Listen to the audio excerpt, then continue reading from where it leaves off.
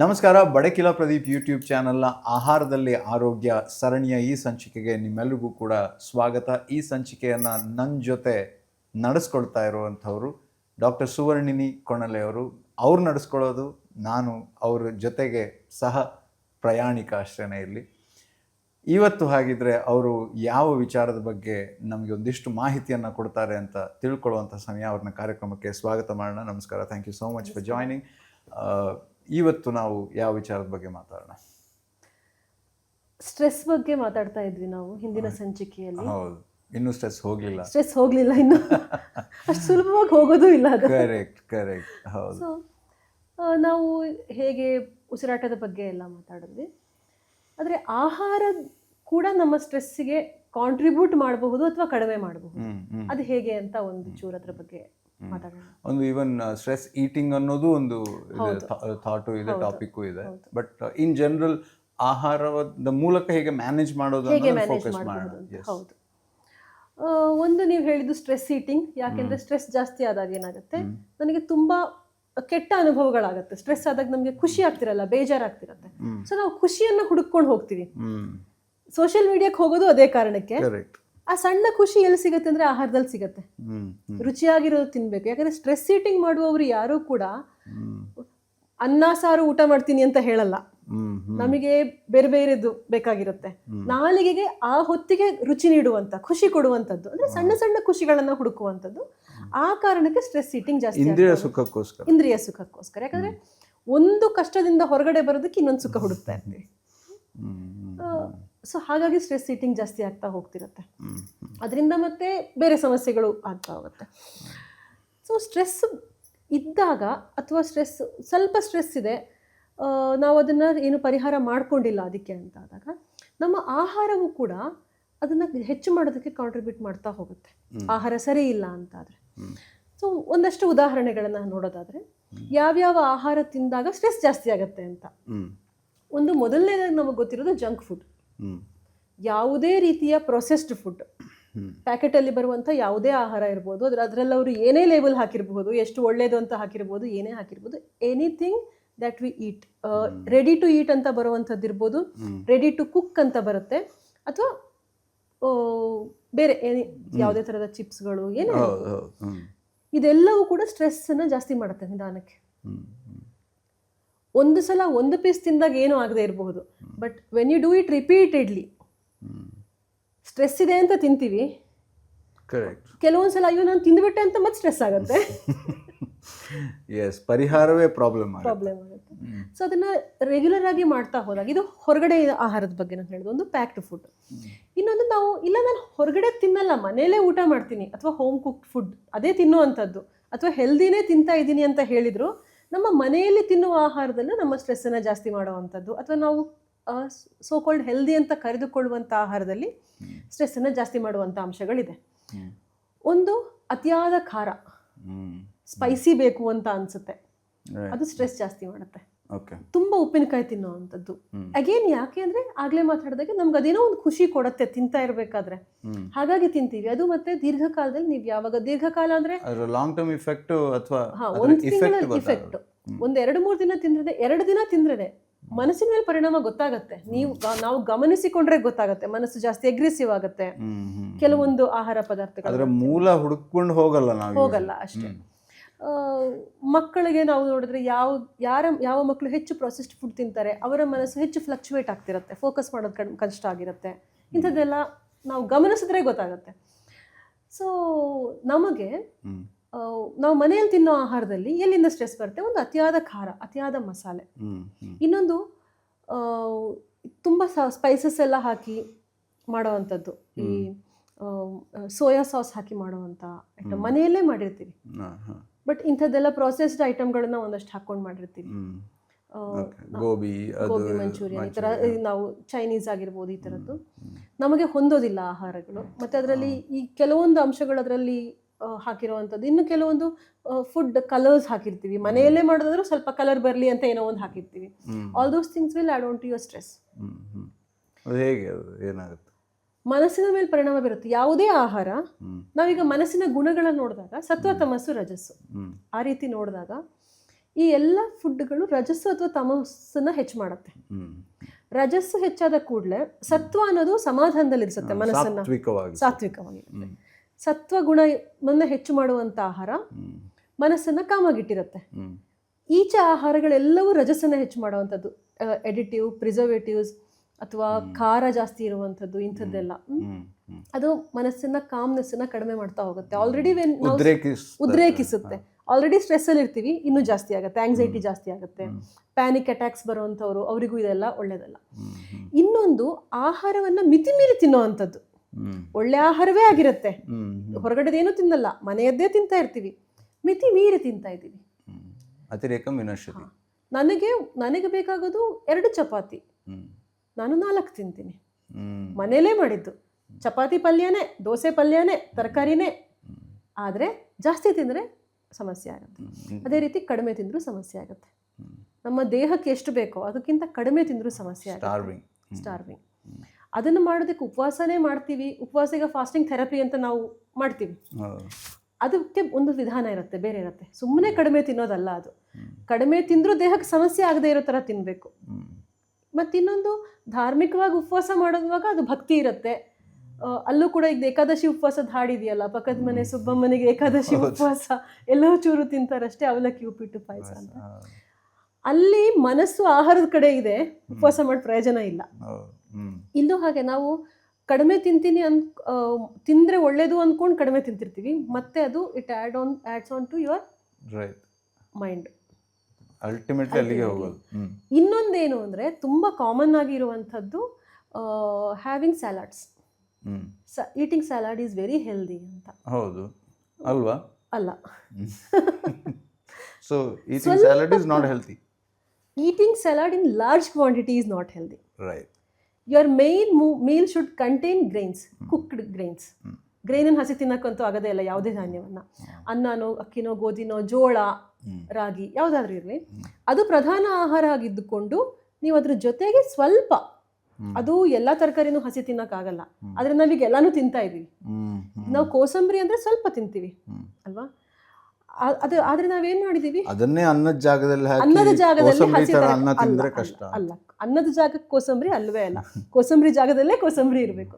But what is happening ಅಂದರೆ, diet ಹೆಸರಿನಲ್ಲಿ, ಸಾತ್ವಿಕ್ ಡಯಟ್ನ ಹೆಸರಿನಲ್ಲಿ ಬರೀ ಸ್ಯಾಲಡ್ಸನ್ನು ಜಾಸ್ತಿ ತಿನ್ನುವಂಥದ್ದು ನಡೀತಾ ಇದೆ. ಫೈಬರ್ ರಿಚ್, ಅಸಂಬದ್ಧ. ನೀವು ಸ್ಯಾಲಡ್ಸ್ ಎಷ್ಟು ಸ್ವಲ್ಪ ತಿನ್ನಿ, ಇಷ್ಟು ಹಸಿ ತರಕಾರಿ, ಅದರಲ್ಲಿ ಯಾವುದು ಸೌತೆಕಾಯಿ ತಿಂತೀವಿ, ಎಲ್ಲೋ ಕೆಲವರು ಕ್ಯಾರೆಟ್ ತಿನ್ಬೋದು. ಇನ್ನು ಉತ್ತರ ಕರ್ನಾಟಕದ ಕಡೆ ಹೋದರೆ ಅವರು ಈರುಳ್ಳಿ, ಮೆಂತ್ಯ ಸೊಪ್ಪು ಇದನ್ನೆಲ್ಲ ಸ್ವಲ್ಪ ಹಸಿ, ಅದು ಎಲ್ಲಿ ರೊಟ್ಟಿ ಜೊತೆಗೆ ತಿಂತಾರೆ ಅವರು, ಬರೀ ಅದನ್ನೇ ತಿನ್ನಲ್ಲ ಯಾರು ಅಲ್ವಾ? ಬರೀ ಅದನ್ನೇ ತಿನ್ನಕ್ಕೆ, ಆಡು ದನ ಬರೀ ಅದನ್ನೇ ತಿಂದರೆ ಬದುಕತ್ತೆ, ನಮಗೆ ಬದುಕಕ್ಕಾಗಲ್ಲ, ನಮಗೆ ಬೇಯಿಸಿದ ಆಹಾರ ಬೇಕು. ಏನಾಗುತ್ತೆ, ಸ್ಟ್ರೆಸ್ ಜಾಸ್ತಿ ಆಗುತ್ತೆ. So you should avoid eating lots of raw vegetables when you are having stress. Stress ಅಂದರೆ ಅತಿಯಾದ ಫೈಬರ್ ಹೋಗುತ್ತಲ್ಲ ಹಸಿ ತರಕಾರಿಯಲ್ಲಿ. ಇದು ಇನ್ನೊಂದು ಭ್ರಮೆ ಏನಿದೆ ಅಂದರೆ, ಫೈಬರ್ಸ್ ಆರ್ ಗುಡ್ ಅಂತ. Fibres are good, but too much of fibre is bad. That increases stress. Again ಅಲ್ಲಿಗೆ ಬರುತ್ತೆ. ಅದು ಫಿಸಿಕಲ್ ಇಂಪ್ಯಾಕ್ಟ್ ಬೇರೆ, ಮಾನಸಿಕವಾಗಿ ಒತ್ತಡ ಜಾಸ್ತಿ ಮಾಡುತ್ತೆ ಫೈಬರ್ ಜಾಸ್ತಿ ಆದಾಗ. ಹಾಗಾಗಿ ಯಾವ ಥರ ಅಂದರೆ ಹೇಗೆ, ಒಂದು ಫೈಬರಲ್ಲಿ ನ್ಯೂಟ್ರಿಯೆಂಟ್ಸ್ ಇರಲ್ಲ ನಮಗೆ, ನ್ಯೂಟ್ರಿಯೆಂಟ್ಸ್ ಬೇಡ ನಮಗೆ, ನ್ಯೂಟ್ರಿಯೆಂಟ್ಸ್ ಬೇಕು ನಮಗೆ, ಫೈಬರ್ ಬೇಡ. ಸೊ ನಾವು ಜಾಸ್ತಿ ಈ ಫೈಬರ್ ರಿಚ್ ಅಂತ ತಗೊಳಕ್ ಹೋದಾಗ ಏನಾಗುತ್ತೆ, ನ್ಯೂಟ್ರಿಯೆಂಟ್ಸ್ ಕಡಿಮೆ ಆಗುತ್ತೆ. ಇನ್ನೊಂದು, ದೇಹವನ್ನು ಒಣಗಿಸುತ್ತೆ ಅದು, ದೇಹದ ಪೋಷಕಾಂಶಗಳೇನು ಸಿಗಲ್ಲ, ಏನು ಸಿಗಲ್ಲ. It absorbs water. ಫೈಬರ್ ಬೇಕು. ನಾವು ಎಷ್ಟು ಈಗ ಅನ್ನ ಊಟ ಮಾಡಿದ್ರೆ ಅದ್ರ ಜೊತೆಗೆ ಇಷ್ಟು ಪಲ್ಯ ತಗೋತೀವಿ, ಸಾಕು ಅಷ್ಟು fibre. You don't need this much of fibre. ನಾವು ಫೈಬರ್ ಜಾಸ್ತಿ ಮಾಡಿದಾಗ ಸ್ಟ್ರೆಸ್ ಲೆವೆಲ್ ಜಾಸ್ತಿ ಆಗುತ್ತೆ. ಅದು ಬ್ಯಾಲೆನ್ಸ್ ಅನ್ನೋದು ಮುಖ್ಯ, ತುಂಬಾ ಮುಖ್ಯ. ನಾವು ಎಲ್ಲವನ್ನ ಎಕ್ಸ್ಟ್ರೀಮಿಗೆ ಹೋಗ್ತಾ ಇದ್ದೀವಿ ಈಗ.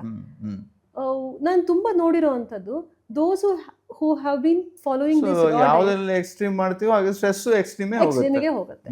ಸೊ ಇದೆಲ್ಲ ಅವಾಯ್ಡ್ ಮಾಡಬೇಕಾಗುತ್ತೆ. ಓವರ್ ಆಲ್ ಹೆಲ್ತ್ಗೂ ಕೂಡ ಅದು ಲಾಂಗ್ ಟರ್ಮ್ ಅಲ್ಲಿ ಫಿಸಿಕಲ್ ಕಾರಣ, ಫಿಸಿಕಲ್ ಇಂಪ್ಯಾಕ್ಟ್ ಇದ್ದೇ ಇದೆ, ಪರಿಣಾಮಗಳು. ನಾನು ಈಗ ಬರೀ ಸ್ಟ್ರೆಸ್ ಬಗ್ಗೆ ಹೇಳ್ತಾ ಇದ್ದೀವಿ ನಾವು. ಸೊ ಫೈಬರ್ ರಿಚ್ ಅಂತ ಏನು ಎಕ್ಸೆಸ್ ಆಗಿ ತಗೋತೀವಿ, ಅದು ಎಲ್ಲವೂ ಕೂಡ ಸ್ಟ್ರೆಸ್ಸಲ್ಲಿ ತಗೋಬಾರ್ದು. ಇನ್ನು ಯಾವ್ದು ತಗೋಬೇಕು ಅಂತ, ಒಂದು ಸಾತ್ವಿಕ ಆಹಾರ, ಆಕ್ಚುವಲ್ ಸಾತ್ವಿಕ ಆಹಾರ, ಯಾವುದು ನಿಜವಾಗ್ಲೂ ಸಾತ್ವಿಕ ಗುಣವನ್ನು ಹೆಚ್ಚು ಮಾಡುತ್ತೋ ಅಂಥ ಆಹಾರಗಳು. ಅದು ಸಾಧಾರಣವಾಗಿ ಮಧುರ ರಸ, ಅಂದರೆ ಸ್ವಲ್ಪ ಸ್ವೀಟ್ನೆಸ್ ಇರುತ್ತೆ ಅದರಲ್ಲಿ. ಮತ್ತು ಬಾಯಿಗೆ ಸಿಹಿ ಆಗೋದು ಮಾತ್ರ ಅಂತಲ್ಲ, ದೇಹದ ಒಳಗೆ ಕೂಡ ಅದೇ ಕೆಲಸವನ್ನು ಮಾಡಬೇಕು ಅದು. ಹಂಗಂತ ಸ್ವೀಟ್ಸ್ ತಿನ್ನೋದಾ? ಸ್ವೀಟ್ಸ್ ಅಲ್ಲ, ಅದೇ ಹೇಳಿದ್ದು ಸ್ವೀಟ್ಸ್ ಅಲ್ಲ ಅಂತ. ಅದು ಮುಖ್ಯವಾಗಿ ಆ ಡಿಫ್ರೆನ್ಸಿಯೇಷನ್ ನಮಗೆ ಗೊತ್ತಾಗಬೇಕು. ಸಿಹಿ ಅಂದರೆ ನಾವೇನು ಅಂದ್ಕೊಂಡಿದ್ದೀವಿ, ಮೈಸೂರು ಪಾಕ್ ತಿನ್ನೋದು, ರಸಗುಲ್ಲ ತಿನ್ನೋದು, ಜಾಮೂನ್ ತಿನ್ನೋದು ಅಂತ. ಅದು ಸ್ವಲ್ಪ ಪ್ರಮಾಣದಲ್ಲಿ, ಅದಲ್ಲ. ಅನ್ನ ಮಧುರ ರಸ ಅಂದರೆ ಒಳಗೆ ಹೋಗಿ ಅದು ಮಾಡುವಂಥ ಕೆಲಸ. ಡಯಾಬಿಟಿಸ್ ಬರುತ್ತೆ ಅಂತಾರಲ್ಲ, ಅನ್ನ ತಿಂದರೆ ಡಯಾಬಿಟಿಸ್ ಬರಲ್ಲ, ಖಂಡಿತ ಬರಲ್ಲ. ಡಯಾಬಿಟಿಸ್ ಇದ್ದವ್ರು ಅನ್ನ ತಿನ್ನಬಾರ್ದು ಅಂತ ಹಾಗೂ ಇಲ್ಲ. ಅದ್ರ ಬಗ್ಗೆ ಇನ್ನೊಂದಿನ ಮಾತಾಡೋಣ. ಖಂಡಿತ ತುಂಬಾ ಇಂಪಾರ್ಟೆಂಟ್ ಟಾಪಿಕ್ ಅದು. ಹೌದು, ವಿನಾಕಾರಣ ಪಾಪ ಅನ್ನವನ್ನು ನಾವು ಅಪರಾಧಿ ಮಾಡಿಬಿಟ್ಟಿದ್ದೀವಿ ಅಲ್ವಾ? ಸೊ ಒಂದು ಅನ್ನ, ಯಾರು ಅನ್ನವನ್ನು ಪ್ರಧಾನ ಆಹಾರವಾಗಿ ತಿಂತಾ ಇದ್ದೀವಿ ನಾವು, ನಮಗೆ ಅನ್ನ ಬೇಕು. ಅನ್ನ ಬಿಟ್ಟು ಬೇರೆದಕ್ಕೆ ಹೋದರೆ ನಿಮ್ಮ ಮನಸ್ಸಿನ ಮೇಲೆ ಪರಿಣಾಮ ಬೀರುತ್ತೆ. ಸೊ ಅನ್ನ, ಹಾಲು, ತುಪ್ಪ, ಫ್ರೆಶ್ ಮಜ್ಜಿಗೆ, ಹುಳಿ ಬಂದಿರೋ ಮಜ್ಜಿಗೆ ಅಲ್ಲ, ಹಿಂದಿನ ದಿವಸದ್ದು ಮೊನ್ನೆ ಮಾಡಿಟ್ಟಿದ್ದು ಅಲ್ಲ, ಫ್ರೆಶ್ ಮಜ್ಜಿಗೆ ತಗೋಬೋದು. ತುಪ್ಪ ಇಸ್ ವೆರಿ ಇಂಪಾರ್ಟೆಂಟ್. ಯಾರಿಗೆ ಮಾನಸಿಕವಾಗಿ ಜಾಸ್ತಿ ಸ್ಟ್ರೆಸ್ ಅನ್ನಿಸ್ತಾ ಇದೆ, ಫೋಕಸ್ ಮಾಡೋಕ್ಕಾಗ್ತಾ ಇಲ್ಲ, ನಿದ್ದೆ ಸರಿ ಬರ್ತಾ ಇಲ್ಲ, ತುಂಬ ಡಿಸ್ಟರ್ಬ್ಡ್ ಮೈಂಡ್ ಇದೆ, ಆಂಗ್ಸೈಟಿ ಜಾಸ್ತಿ ಇದೆ, ಸ್ಟಾರ್ಟ್ ಈಟಿಂಗ್ ಘೀ, ಹಸುವಿನ ತುಪ್ಪ ಡೈಲಿ. ಎಷ್ಟು ಒಂದು ಪ್ರಮಾಣ? ಪ್ರತಿ ಊಟದಲ್ಲೂ 1 ರಿಂದ 2 ಚಮಚ ಪ್ರತಿ ಊಟದಲ್ಲಿ. ಏನು ದಪ್ಪ ಆಗಲ್ಲ? ಏನಾಗಲ್ಲ, ತುಪ್ಪದಿಂದ ಏನೂ ಆಗಲ್ಲ. This is a common question ನನಗೆ ಯಾವಾಗಲೂ ಬರೋದು, ತುಪ್ಪದಿಂದ ಸಮಸ್ಯೆ ಆಗಲ್ಲ. ಅದು ಆ್ಯಕ್ಚುಲಿ ಏನು ಹೇಳೋದು, ಈ ಏನು ರೆಡಿ ಟು ಈಟ್ ಫುಡ್ ಇರ್ಬೋದು, ಪಿಜ್ಜಾ, ಪಾಸ್ತಾ, ಆ ಥರದಿಂದ ಏನಾಗಲ್ಲ. ತುಪ್ಪ ತಿಂದರೆ ದಪ್ಪ ಆಗ್ತೀವಿ. ಹೌದು, ಅನ್ನ ತಿಂದರೆ ದಪ್ಪ ಆಗ್ತೀವಿ, ತುಪ್ಪ ತಿಂದರೆ ದಪ್ಪ ಆಗ್ತೀವಿ. ಸೊ ಇವತ್ತಿನ ಮೈಂಡ್ ಸೆಟ್ ಹಂಗಿದೆ. ಹೌದು. ತುಪ್ಪ ಇನ್ನೊಂದೇನು ಅಂದರೆ ಅವರವರ ಪ್ರಕೃತಿ ಮೇಲೂ ಪ್ರಮಾಣ ಹೆಚ್ಚು ಕಮ್ಮಿ ಆಗುತ್ತೆ. ಅದು ನಾವು ಪೇಷಂಟನ್ನು ನೋಡಿದಾಗ ಎಷ್ಟು ಬೇಕು ಅಂತ. ಬಟ್ ನಿಮಗೆ ಗೊತ್ತಾಗ್ತಿದೆ ನಿದ್ದೆ ಬರ್ತಾ ಇಲ್ಲ, ಸ್ಟ್ರೆಸ್ ಜಾಸ್ತಿ ಆಗ್ತಿದೆ ಅಂದರೆ just start including ghee in your food. ಸಣ್ಣ ಪ್ರಮಾಣ, ಆದಷ್ಟು ಅದು ಶುದ್ಧ ತುಪ್ಪ, ಹಸುವಿನ ತುಪ್ಪ, ಗೋವಿನ ತುಪ್ಪವೇ ಆಗಿರಬೇಕು. ಇಲ್ಲ ಸ್ವಲ್ಪ ಎಕ್ಸ್ಪೆನ್ಸಿವ್ ಅನ್ಸ್ಬೋದು. ಕೆಲವೊಂದು ಕಡೆ ಎಮ್ಮೆ ತುಪ್ಪ ಬಳಸ್ತಾರೆ, ಅವ್ರ ಹಸುವಿನ, ಅದು ಕೂಡ ಓಕೆ, ಪರವಾಗಿಲ್ಲ. ನಾವು ಪ್ರಮಾಣದ ವ್ಯತ್ಯಾಸ ಕಡಿಮೆ ಮಾಡ್ಕೋಬೇಕಾಗತ್ತೆ.